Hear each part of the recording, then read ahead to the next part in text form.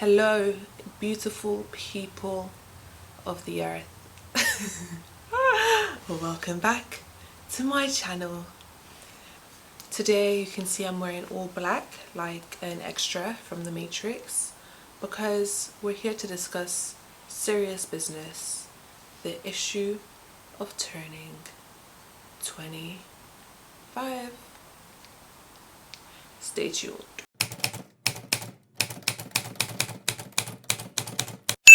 I'm back, baby, where the love at? I'm back, baby, where the love? Yo, you guys, welcome back to the channel. Apologies if I sound tired for any reason. It might be to do with the fact that I actually already recorded this and spent 2 hours on it, only to realize I never switched on my microphone. So here is me doing it all again for you guys, because that is the dedication I have to seeing you live your best life. Don't know why I'm singing. Okay, wow, this is going in a totally different direction from what it was supposed to. So why don't I just get into the video. Today I'm here to talk to you and just share some thoughts about turning 25. Basically, I've always had a weird relationship with age and birthdays, and I will tell you why. But first of all, just make sure you have liked this video, because you are gonna like it, I promise. And obviously subscribe to the channel, and if you've already subscribed, click the bell thing so then you get notified every time I have a new video. But let's get straight into it. I thought we were already getting straight into it, but now we're really gonna get straight into it. So with me being a Cancer moon child, and mom, I know you're watching, I don't believe in astrology by the way, but people of the world, I will confess I do sometimes find it helpful to just understand certain periods when I might be in my feelings, or just trying to unpack certain personality traits within myself. And so with birthdays, it's a combination of, you know, just being a little crab, you know, hard on the outside, soft on the inside. It's a mechanism to protect myself from disappointment of birthdays not living up to the expectation. Also, believe it or not, I am kind of introverted and I can be quite shy. So being the center of the attention isn't always my comfort zone, and obviously when it's your birthday you tend to have all eyes on you. Secondly, with age, I don't know if it's the Nigerian in me or the woman in me, because obviously, you know, a lady doesn't tell her age in the first instance. And then being a Nigerian, you just never know when you're going to need to cut your age, and that football age is going to have to come out. You know, I'm just being real, to be honest. So I don't really be putting, you know, my real government details out there on the interwebs.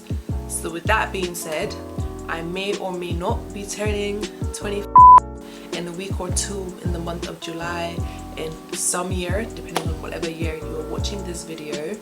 And in light of that, I did want to speak about the topic of a quarter life crisis, as I've heard a lot of people talk about this phenomenon. So what I did was I went ahead and did a little poll on Instagram, obviously the church of the people, to figure out what some people's thoughts were on turning 25. So turning 25, is it a big deal or is it like whatever? And actually 3 out of 4 people did say it was a big deal. We got 75% of respondents being like, hell yeah. And then I asked, well, did you celebrate? And it was 50-50, but most people did seem to celebrate. I think it was about 55% of people do celebrate their 25th birthday. But I asked, big party or chilled low-key gathering? And it seemed that only 20% of people did have a big party. 80% just thought it would be appropriate to mark the day with, you know, your nearest and dearest friends, which obviously is cute and is totally my vibe. I don't think I've ever really had a big party. Maybe I have, but like it might be big to someone else, but for me it's just like close friends, and it's usually intimate, like, you know, a sleepover or just having people at the house. So for me, that's still low-key vibes, you know. Following on from that, where it really got interesting is when I asked people to share their thoughts with me. So my first question was, what are the myths on turning 25? And it was really funny. A lot of people said, you know, you're supposed to have your whole life together, and of course that is not the case. Listen, I don't know how old you are watching this, but I'm sure you'll agree, or you will soon find out, that nobody has their life together at 25. It's just, if you do, I mean, congrats to you. You need a Nobel Prize or something. I deserve some accolades. Accolades. Oh no, I paid my dues. I paid him. Oh no, I deserve some accolades. Oh my God. But at 25, you're pretty much still a big kid figuring it out, okay? Oh yeah. I mean, most importantly for the quiz, I did ask, how do you feel, or how did you feel when you turned 25?